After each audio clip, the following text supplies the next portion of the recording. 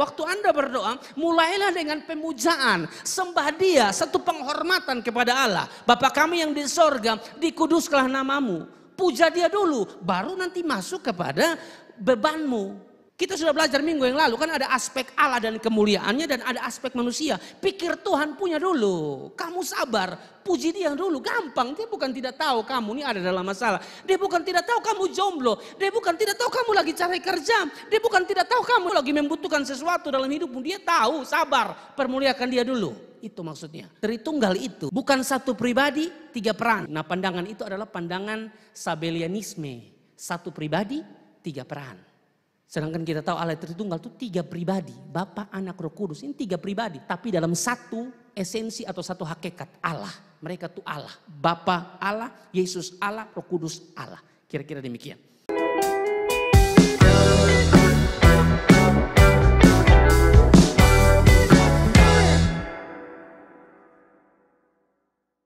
Kita baca bersama-sama dulu Matius pasal yang ke-6 ayat yang ke-9.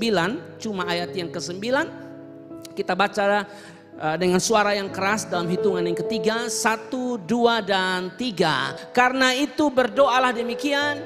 Bapa kami yang di sorga, dikuduskanlah namamu. Kasih tos samping kiri kanan. Bilang tetap semangat dengar firman. Oke, ini adalah khotbah berseri dan ini merupakan seri yang ketiga dari khotbah The Lord's Prayer atau doa Bapa kami. Saya sudah sering bilang bahwa doa Bapa kami adalah doa yang sudah terbiasa kita hafalkan. Bahkan dari sekolah minggu kita sudah sangat bisa menghafalkan doa Bapa kami. Tapi ternyata banyak yang hanya mampu menghafalkan doa Bapa kami tapi tidak belajar ya prinsip-prinsip di dalam doa Bapa kami yang tentunya harus menjadi model atau pola di dalam setiap doa-doa kita. Dan minggu yang lalu saudara-saudara di seri yang kedua kita sudah membahas tentang tujuan dan prinsip dari doa Bapa kami ya.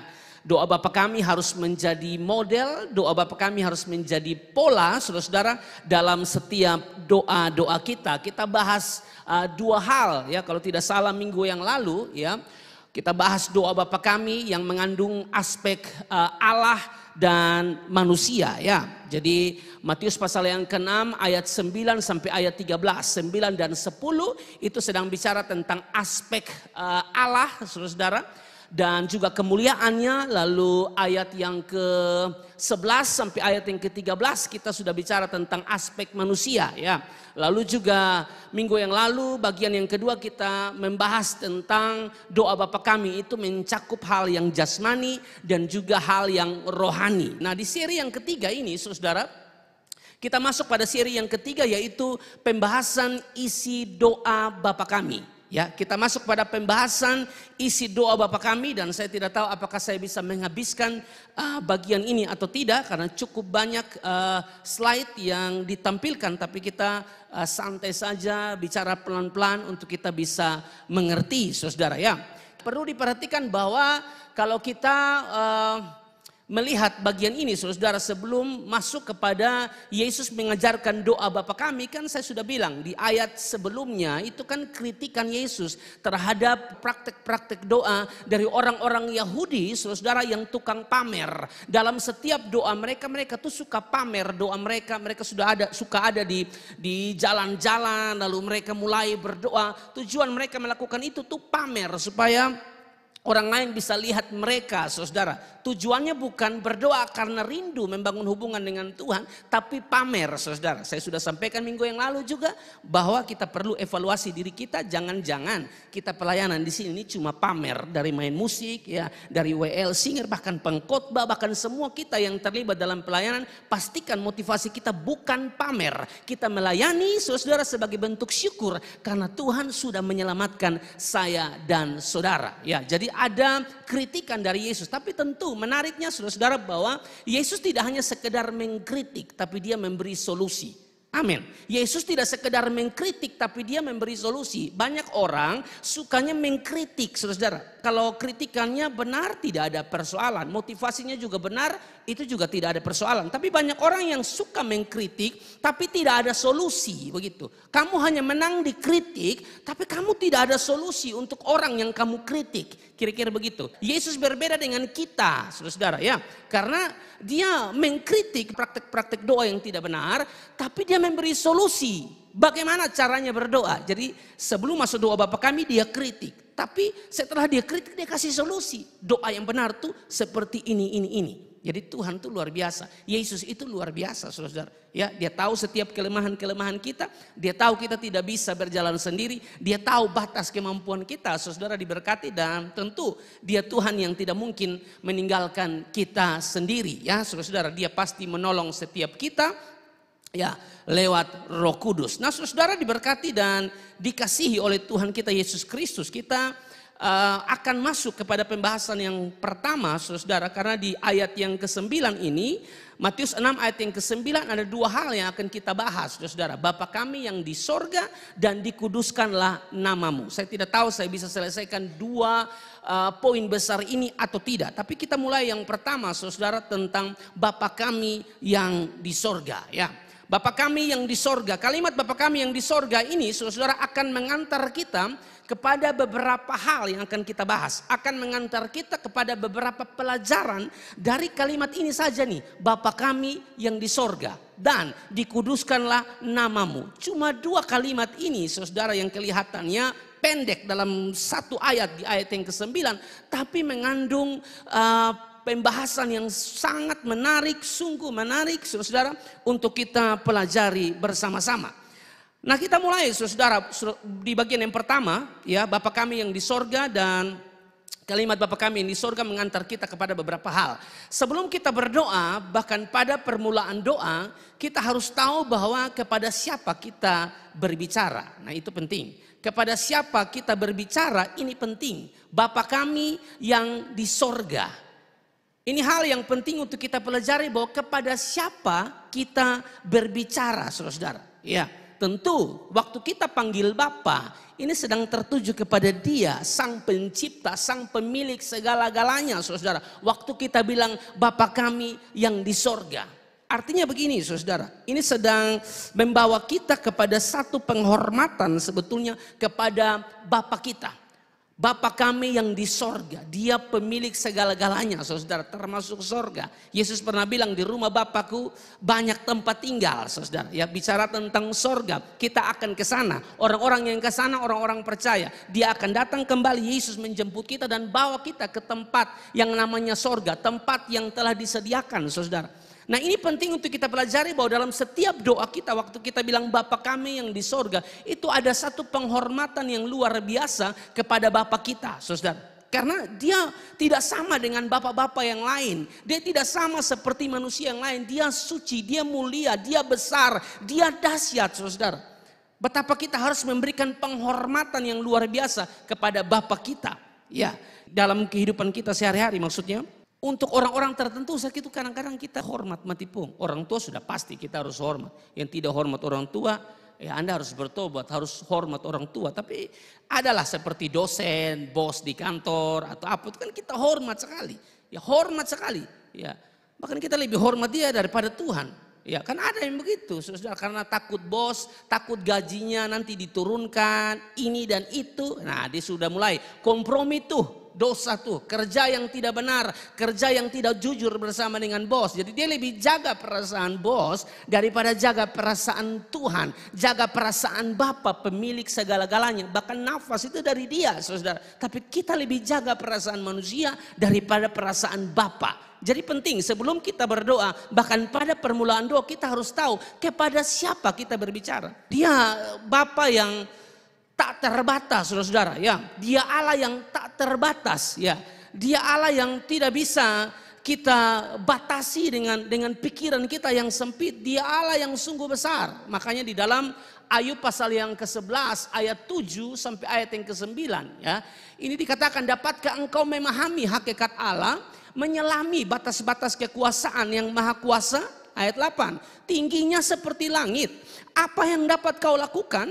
Dalamnya melebihi dunia orang mati. Apa yang dapat kau ketahui? Lebih panjang daripada bumi ukurannya dan lebih luas daripada samudera. Otak kita tuh seperti roti kuku, saudara. Untuk paham Allah yang besar, saudara, itu susah, saudara. Susah. Makanya banyak yang bilang, Ibit ini tidak paham ya. Saya ini tidak mengerti jalan-jalan Allah. Iya, kamu memang manusia biasa yang terbatas dan kamu tidak paham bagaimana cara dia bekerja dalam hidup kita. Kita tidak bisa paham. Kita tidak bisa paham, kita tidak bisa bikin satu pola tentang Allah. Setelah ini dia akan buat ini, setelah ini dia akan buat ini. Tidak bisa. Dia akan melakukan segala sesuatu melebihi apa yang kita pikirkan. Itulah Allah, saudara. Dia melebihi apa yang kita pikirkan. Makanya ayat ini tidak berlebihan mengatakan seperti ini. Tingginya seperti langit. Apa yang dapat kau lakukan? Lebih panjang daripada bumi ukurannya. Dan lebih luas daripada samudra. Salomo juga berkata, saudara-saudara, ya, di dalam 2 Tawarik 2 pasal yang ke-6.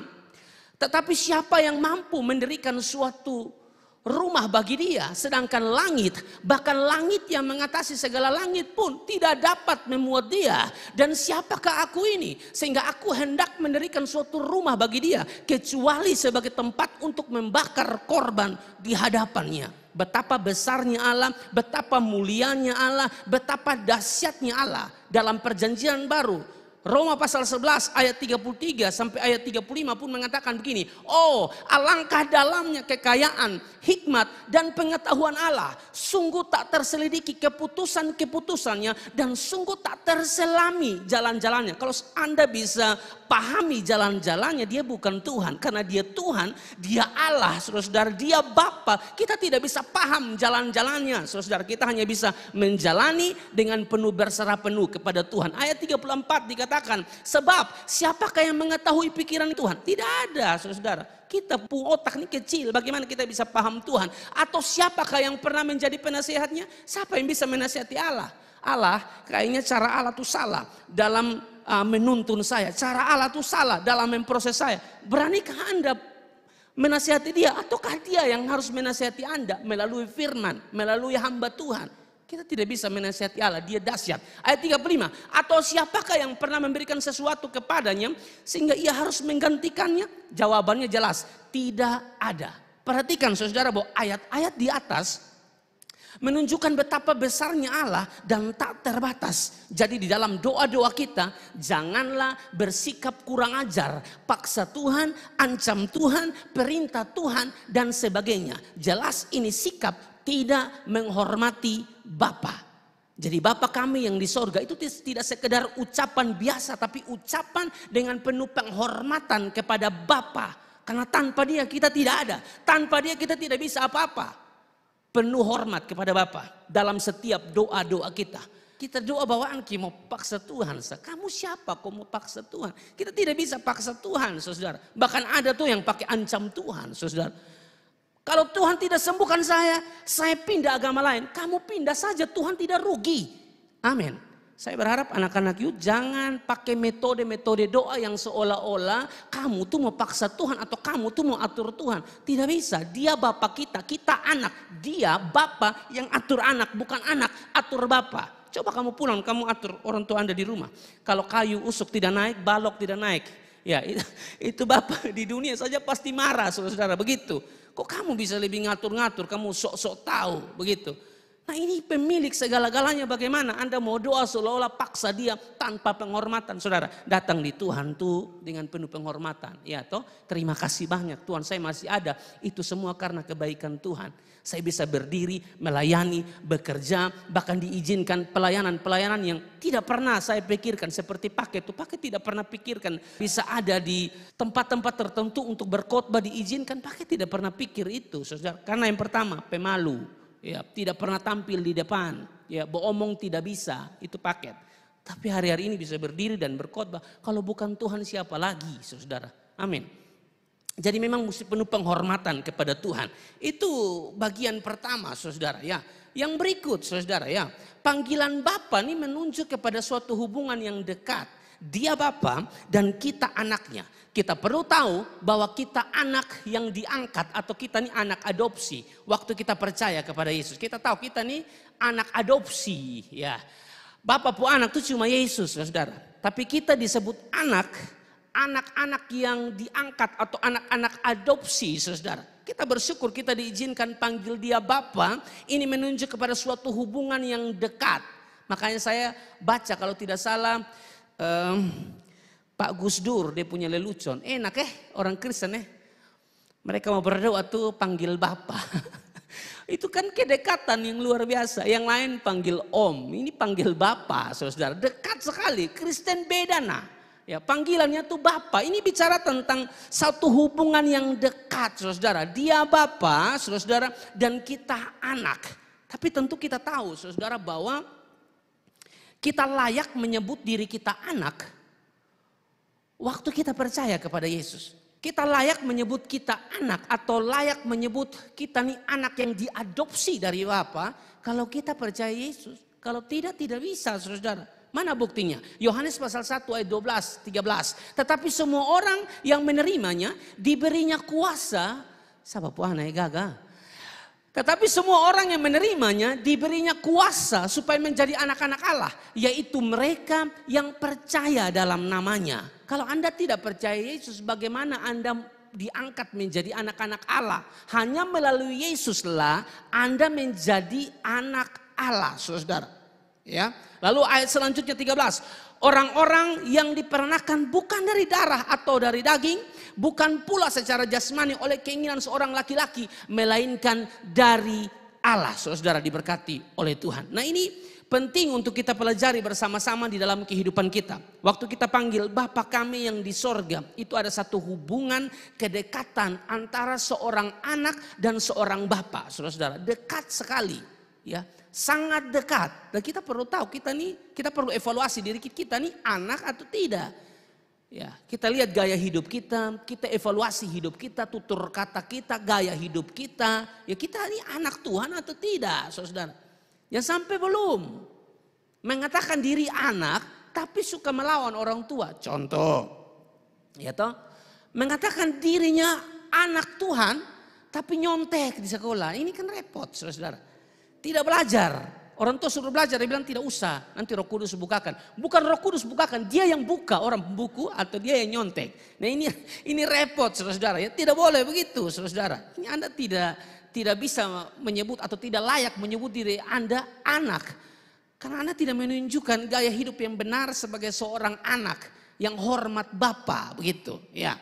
Lalu Roma 8 ayat 17 bilang begini. Dan jika kita adalah anak, maka kita juga adalah ahli waris. Maksudnya orang-orang yang berhak menerima janji-janji Allah yang akan menerimanya bersama-sama dengan Kristus. Jika kita anak, kita akan dikatakan anak atau kita akan menjadi anak-anak yang diadopsi, saudara. Kalau kita lihat di Yohanes 1 ayat 12 tadi tuh, ya, kalau kita percaya Yesus, kalau tidak percaya Yesus tidak bisa, saudara, diberkati oleh Tuhan.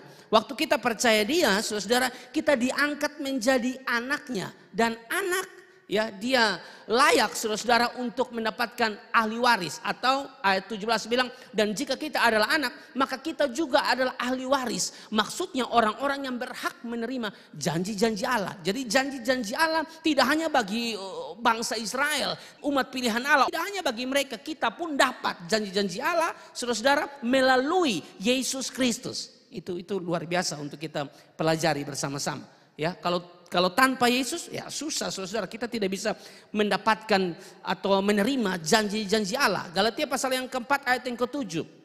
Jadi kamu bukan lagi hamba, melainkan anak. Jikalau kamu anak, maka kamu juga adalah ahli waris oleh Allah. Nah ini penting, saudara. Kita perlu evaluasi diri kita. Kita ini betul-betul anak Bapa atau tidak. Kalau memang kita anak Bapa, saudara, maka akan terlihat dari gaya hidup kita, saudara, diberkati oleh Tuhan. Jadi, jika Dia Bapa dan kita adalah anaknya, maka sangatlah tidak mungkin Dia tidak mendengar dan memberi yang terbaik bagi anaknya. Sekali lagi, jika Dia Bapa dan kita adalah anaknya, maka sangatlah tidak mungkin Dia tidak mendengar dan memberi yang terbaik bagi anaknya. Karena Bapa di dunia saja tahu memberi yang terbaik bagi anaknya, apatah lagi Bapa yang di sorga. Amin. Kalau kita anak, saudara-saudara. Kita anaknya, tidak sekedar kita datang dan bilang Bapa kami yang di sorga, padahal status kita ini bukan anak, saudara, bukan anak-anak terang, anak-anak gelap, jahat, saudara. Doa kamu tidak akan dikabulkan oleh Tuhan. Kalaupun dikabulkan, jangan-jangan bukan dari Tuhan, dari setan, saudara.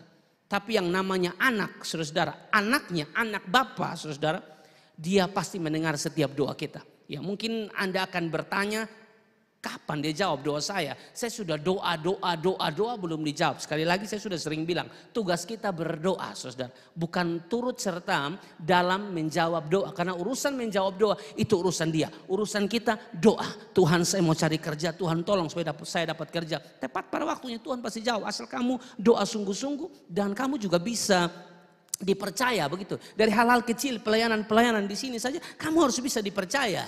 Hal-hal kecil di sini saja, pelayanan di youth and teen saja kamu tidak bisa dipercaya, tapi berharap kamu diberikan kepercayaan yang lebih besar. Menghayal, Pak, mulailah dari hal kecil, setialah dari hal kecil. Soal tanggung jawab yang lebih besar kamu tidak usah ajar Tuhan. Tuhan tahu menempatkan kamu di area mana, bagian mana yang kamu pantas menerima. Dia tahu itu.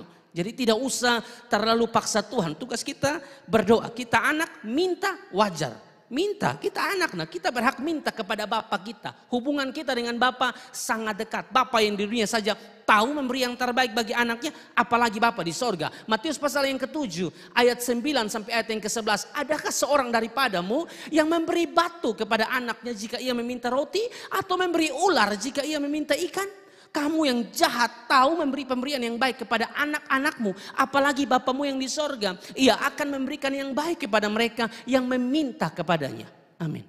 Anda yang minta apa-apa orang tua langsung kasih, itu bukti orang tua sayang kamu. Bapa di dunia sayang kamu, apalagi Bapa di sorga. Amin. Jangan mau ditipu iblis.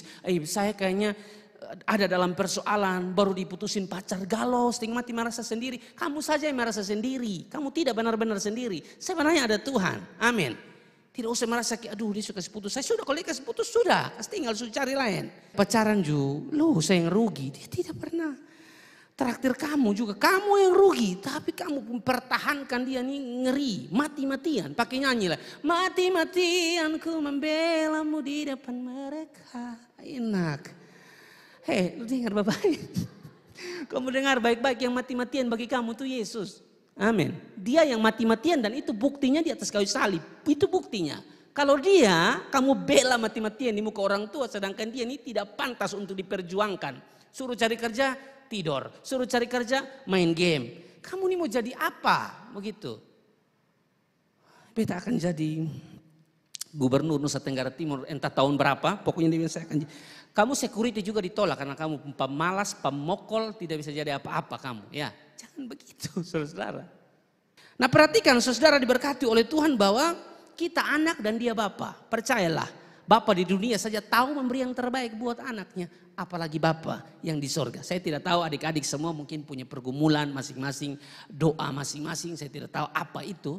Saya punya. Pasti ya ada pergumulan tertentu dan adik-adik pun pasti punya. Dengar baik saudara ya, Tuhan yang adik-adik sembah itu bukan Tuhan yang mati tapi Tuhan yang hidup. Dia Tuhan yang mendengar, bukan Tuhan yang tuli. Kalau hari-hari ini apa yang Anda minta Anda belum dapat, bukan karena dia tuli dan tidak mendengar setiap seruanmu, bukan. Jangan-jangan dia mau proses kamu tuh supaya kamu makin setia, makin tekun.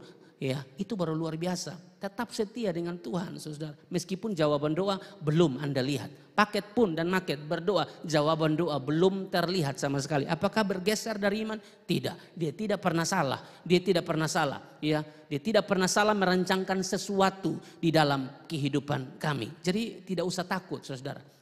Iman yang besar mampu memindahkan gunung. Tapi iman yang benar meskipun gunung itu tidak pindah, dia tetap percaya Yesus satu-satunya juru selamat. Itu baru benar. Jadi iman kita harus benar, tidak sekedar besar. Benar itu lebih daripada sekedar besar. Amin, saudara. Jadi anak-anak muda jangan baru ada masalah sedikit lalu mau lari dari Tuhan, tidak mau pelayanan, ya toh. Kamu lari dari Tuhan, Tuhan kejar kamu seperti Tuhan kejar Yunus, ya toh. Saya anakonda yang makan. Kalau Yunus kan ikan toh. Kamu mungkin anakonda yang makan ya. Tapi saudara, seringkali doa kita tidak dijawab. Salah satunya karena memang status kita tuh bukan anak. Makanya saya bilang kita perlu evaluasi. Status kita tuh anak atau bukan. Ya. Kalau status kita anak, saya percaya Tuhan pasti jawab doa kita seturut waktunya, bukan waktu kita, saudara. Tapi seringkali doa kita tidak dijawabnya, salah satunya karena status kita bukan anak. Kalau dia bapa, tidak pernah berubah. Dia tetap bapa. Anda tidak mau mengatakan dia bapa pun, dia tetap bapa bagi semua orang. Tidak bisa berubah, saudara. Ya, tapi persoalannya di kita ini anak atau tidak. Dalam hal ini, kita percaya Yesus atau tidak, saudara. Kalau kita tidak percaya Yesus atau kita tidak ada di dalam Yesus, tentunya ya pasti kita di dalam dosa, ya. Dan selalu bahwa Alkitab bilang Yesaya 59 bahwa yang merupakan pemisah antara kita dengan Allah ya dosa, saudara.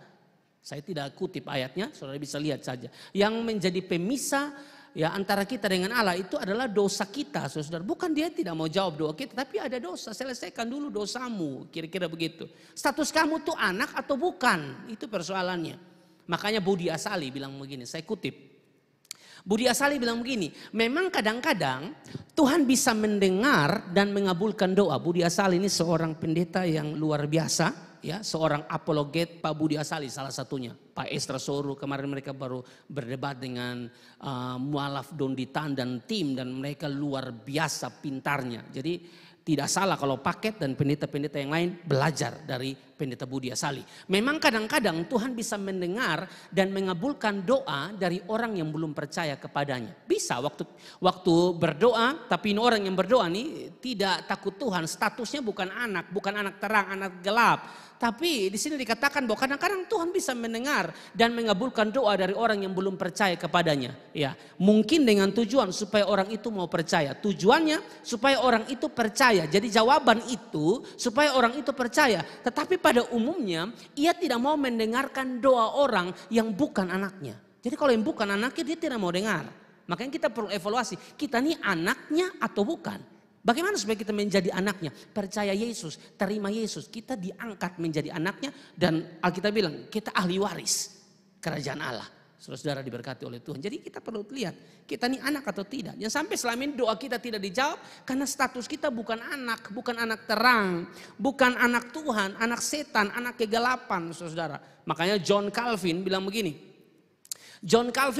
Sebagaimana merupakan kelancangan yang bodoh dan gila untuk menyebut Allah Bapa kita kecuali atas dasar bahwa melalui persatuan kita dengan tubuh Kristus kita diakui sebagai anak-anaknya. Ya, kami menyimpulkan bahwa tidak ada jalan lain untuk berdoa dengan benar kecuali dengan mendekati Allah dengan bersandar kepada Sang Pengantara. Saya baca sekali lagi. John Calvin bilang begini, saudara. Sebagaimana merupakan kelancangan yang bodoh dan gila untuk menyebut Allah Bapa kita. Jadi kita datang-datang bilang Allah tuh Bapa kita. Padahal Anda ini bukan anaknya. Anda ini tidak percaya Yesus. Anda ini statusnya anak gelap. Tapi datang-datang Anda bilang dia Bapakku, dia Bapa saya. Alkitab bilang begini, itu adalah bodoh dan gila. Kecuali atas dasar bahwa melalui persatuan dengan tubuh Kristus, kita diakui sebagai anak-anaknya. Kami menyimpulkan bahwa tidak ada jalan lain untuk berdoa dengan benar. Kecuali dengan mendekati Allah, dengan bersandar kepada Sang Pengantara. Lalu saudara bertanya, siapa Sang Pengantara itu?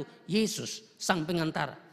Kalau tidak melalui Yesus tidak bisa. Baca saudara 1 Timotius pasal 2 ayat yang kelima saya bandingkan. Karena Allah itu Esa dan Esa pula dia yang menjadi pengantara antara Allah dan manusia. Yaitu manusia Kristus Yesus. Amin saudara. Adalah sesuatu yang bodoh dan gila kata John Calvin. Kita datang kepada Tuhan dan mengatakan Bapakku, Bapa kami. Panggil dia Bapa sedangkan status Anda bukan anak. John Calvin bilang bodoh dan gila karena dia tidak akan menjawab doamu. Dia akan menjawab doamu kalau Anda percaya Yesus. Karena hanya melalui Yesus Sang Pengantara. Tanpa melalui Yesus tidak bisa saudara-saudara.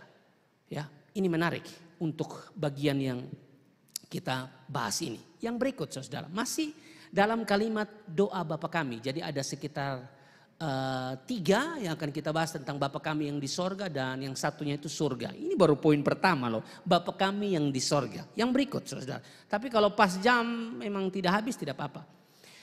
Yang berikut saudara bahwa kalimat Bapa kami yang di sorga dalam doa Bapa kami ini tak berarti bahwa tujuan doa hanya tertuju kepada Bapa yang adalah pribadi pertama dari Allah Tritunggal dan tidak boleh tertuju kepada pribadi kedua yaitu anak Yesus. Ya, Dan juga pribadi yang ketiga Roh Kudus, ya saudara, bukan seperti itu. Karena kan di sini dikatakan bahwa dalam doa Bapa kami yang di sorga. Secara eksplisit itu hanya dikatakan Bapa, tidak ada Yesus di situ dan tidak ada Roh Kudus di situ.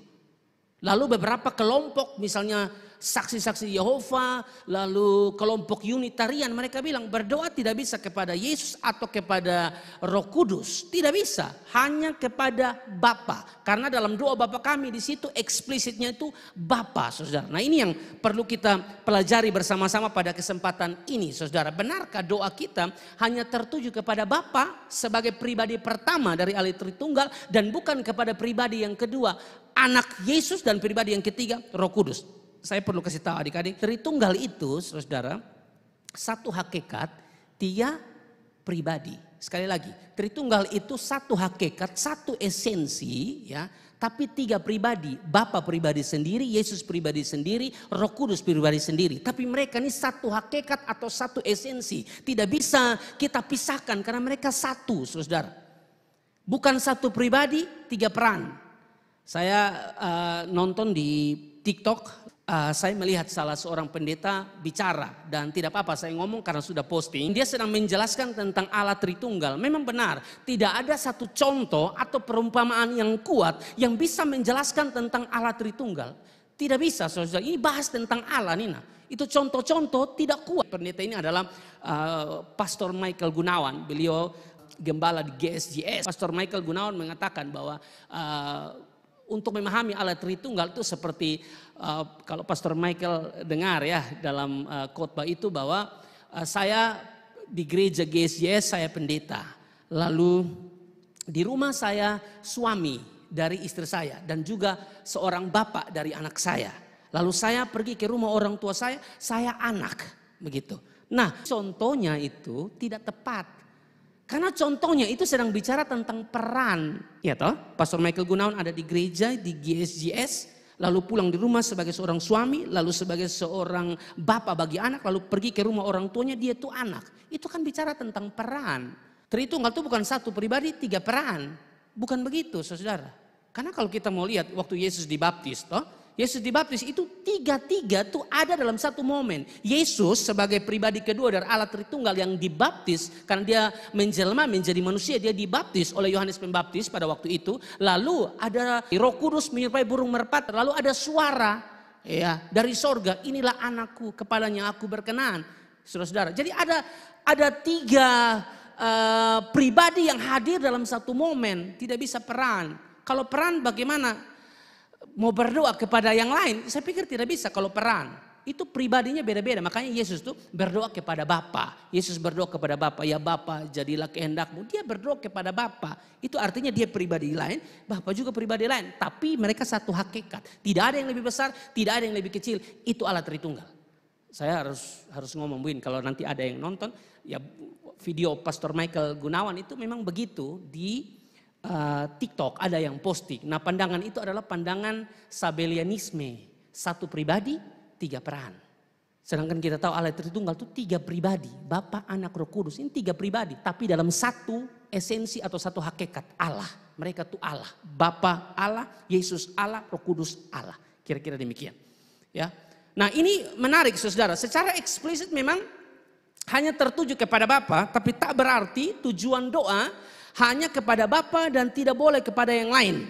Memang dalam doa Bapa kami hanya nama Bapa yang dicantumkan di dalamnya. Tapi tak berarti Anak atau Yesus dan Roh Kudus tidak ada. Kalau saudara lihat di dalam Matius pasal yang ke-6 ayat 11 sampai ayat yang ke-13 ya. Kalau kita perhatikan dalam Matius pasal yang ke-6 ayat 11 sampai ayat yang ke-13 terdapat konsep Allah Tritunggal di dalamnya. Dalam Matius pasal yang ke-6 ayat 11 sampai ayat 13 terdapat konsep Tritunggal. Meskipun dimulai dengan kalimat Bapa kami yang di sorga yang secara eksplisit sepertinya mengarah kepada Bapa bukan kepada pribadi yang lain. Tapi kalau kita lihat di sini saudara dalam doa Bapa kami ayat 11 sampai ayat yang ke-13 itu sebenarnya sedang mengarah kepada Allah Tritunggal. Perhatikan ayat 11 bilang begini, berikanlah kami pada hari ini makanan kami yang secukupnya. Doa ini berhubungan langsung dengan Bapa yang adalah pencipta dan pemelihara hidup kita.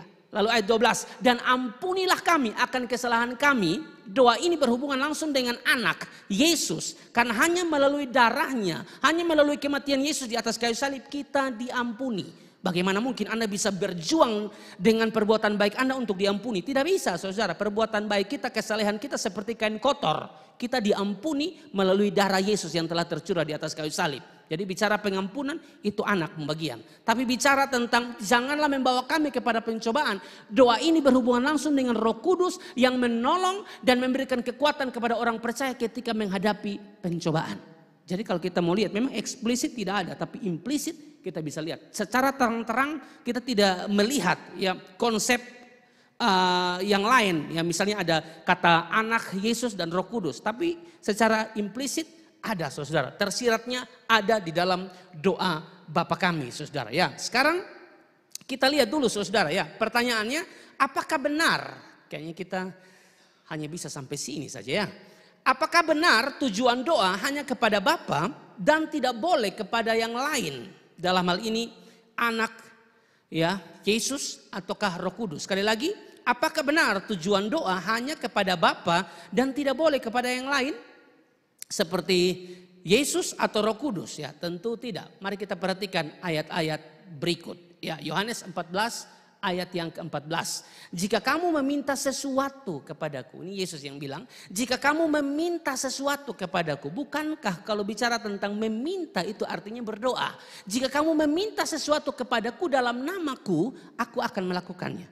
Tadi kelompok-kelompok seperti Unitarian atau saksi-saksi Yehova mengatakan bahwa doa hanya boleh tertuju kepada Bapa, tidak bisa kepada Yesus maupun Roh Kudus. Tapi ternyata di sini dikatakan bisa kok. Yesus mengatakan di sini bahwa jika kamu meminta sesuatu kepadaku dalam namaku, aku akan melakukannya. Berarti bisa juga berdoa kepada Yesus. Ya, makanya Leon Morris bilang begini, keduanya Bapa dan Anak tidak terpisahkan seperti dalam sepanjang paragraf ini. Itu sebabnya doa bisa ditujukan kepada manapun dari mereka. Mau kepada Bapa silakan, mau kepada Yesus silakan. Jangan bikin satu ajaran yang doa hanya tertuju kepada Bapa. Yesus hanya sekedar pengantara, bukan tujuan doa. Tidak, tujuan doa tidak hanya sekedar kepada Bapa, tapi juga bisa kepada Yesus. Karena buktinya ayat ini. Next, berikut. Kisah Para Rasul 7 ayat 58 sampai ayat 59 ya. Ini Stefanus, saudara-saudara ya. Stefanus yang luar biasa ya. Alkitab bilang di ayat 55 kalau tidak salah ia penuh dengan Roh Kudus ya. Di sini dikatakan bahwa mereka menyeret dia keluar kota lalu melemparinya dan saksi-saksi meletakkan jubah mereka di depan kaki seorang muda yang bernama Saulus. Ayat 59. Sedang mereka melemparinya, Stefanus berdoa. Katanya apa di situ? Ya Tuhan Yesus, terimalah rohku. Sedangkan beberapa pandangan dari kelompok-kelompok yang memang tidak menyetujui doa itu juga bisa kepada Yesus. Mereka bilang tidak. Doa hanya tertuju kepada Bapa, bukan kepada Yesus. Yesus cuma pengantara, bukan tujuan doa. Tapi mana? Ini ada bukti nih. Dikatakan bahwa Stefanus berdoa kepada Yesus. Tidak mungkin Stefanus salah berdoa. Kenapa? Karena di ayat 55 tuh Alkitab bilang Stefanus itu penuh roh. Bukankah Alkitab bilang bahwa Roh Kudus itu membantu kita dalam hal berdoa?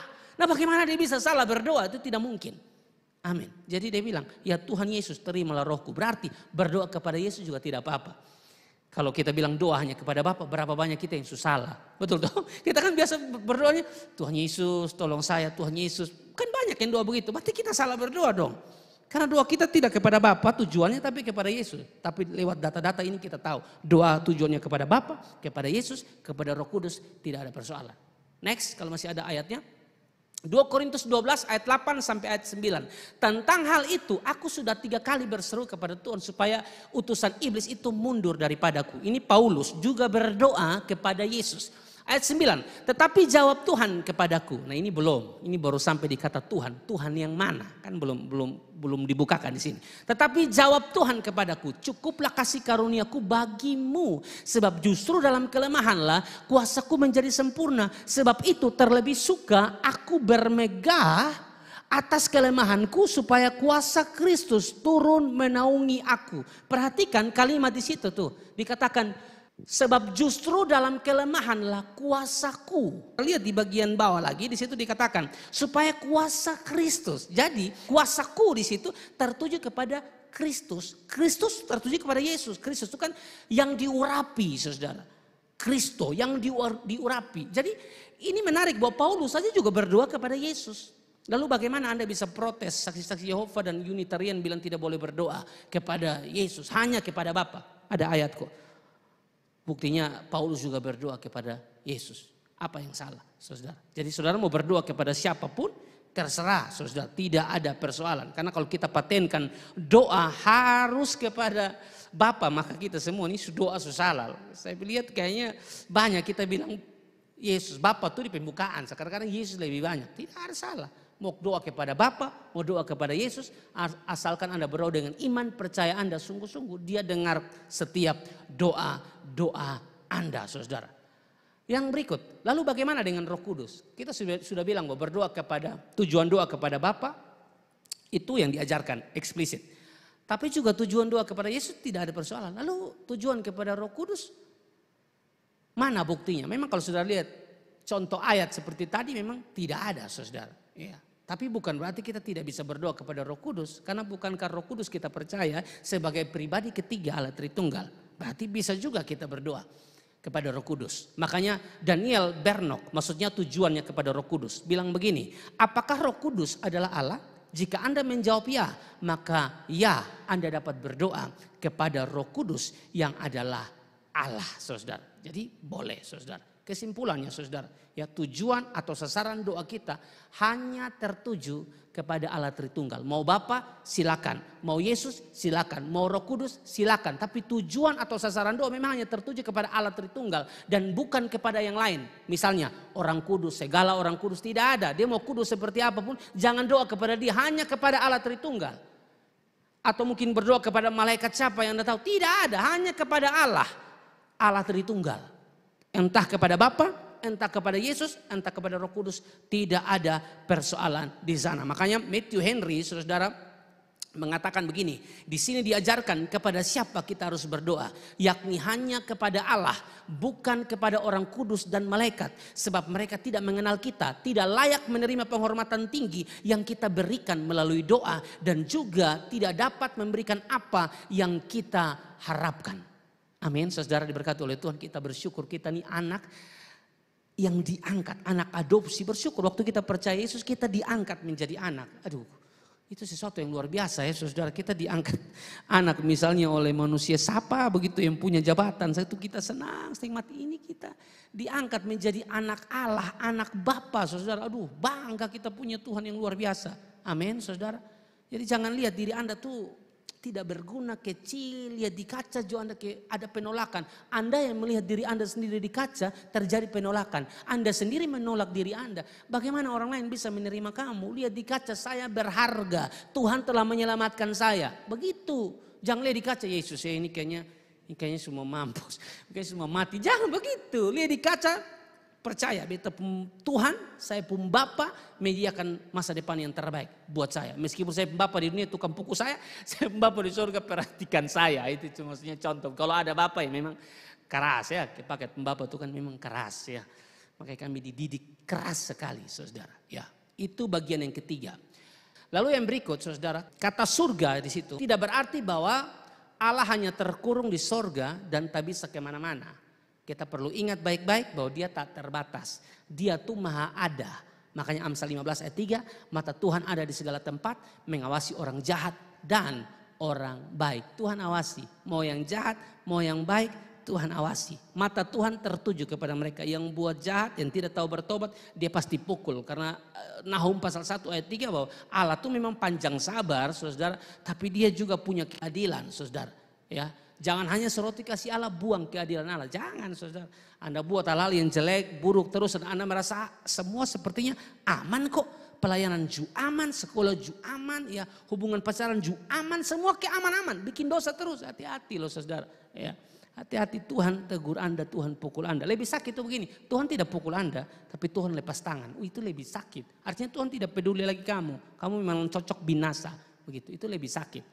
Saudara, jadi tolong mata Tuhan ada di segala tempat. Jangan karena bagian ini mengatakan Bapa kami yang di sorga, lalu Anda memikirkan dia hanya terkungkung di sorga. Dengar, dia maha ada, dia maha hadir. Itu sifatnya. Dia bisa ada di mana saja dia mau. Dia bisa lihat saudara di mana saja dia tahu, saudara. Dia kejar Anda sampai dapat. Yunus mau coba lari dari panggilan Tuhan. Dia pikir dengan beli tiket, naik kapal, ya di dek paling bawah. Dia pikir mata Tuhan tidak bisa melihat dia di dek paling bawah. Anda mau sembunyi sampai di bagian manapun, Tuhan tahu, Tuhan lihat Anda.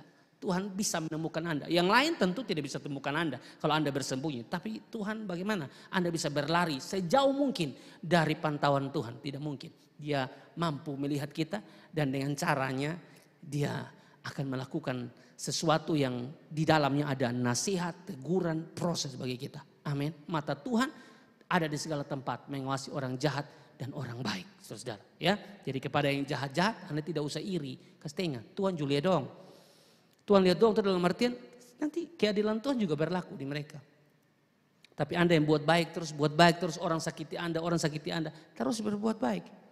Kan mata Tuhan juga lihat kamu. Amin. Percayalah ya, tepat pada waktunya Tuhan akan menolong setiap kita. Yang kedua, dikuduskanlah namamu.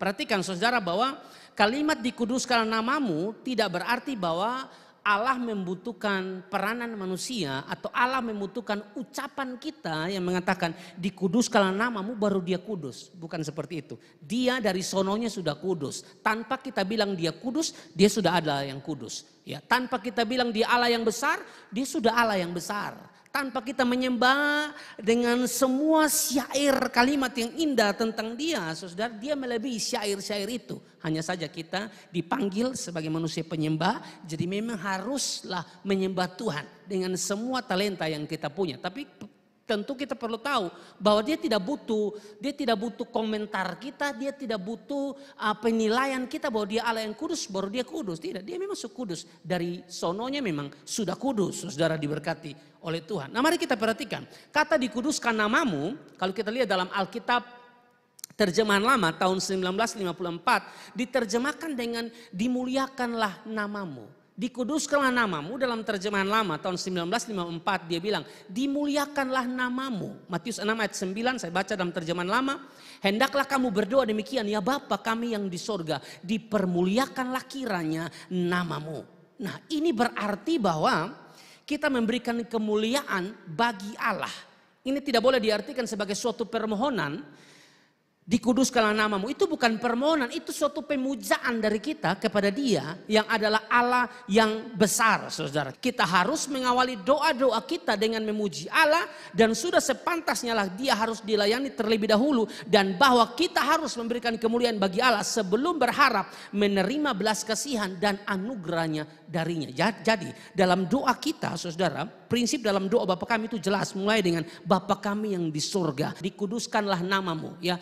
Mulai dengan pemujaan, penghormatan, sanjungan itu kepada Allah dulu. Jangan masuk di dalam doa langsung kepada Tuhan, saya ada masalah ini, Tuhan saya belum makan, Tuhan saya tidak punya pakaian ini, saya jomblo. Masuk langsung pada kebutuhannya. Sabar dulu saudara, waktu Anda berdoa mulailah dengan pemujaan, sembah dia, satu penghormatan kepada Allah. Bapa kami yang di sorga, dikuduskanlah namamu.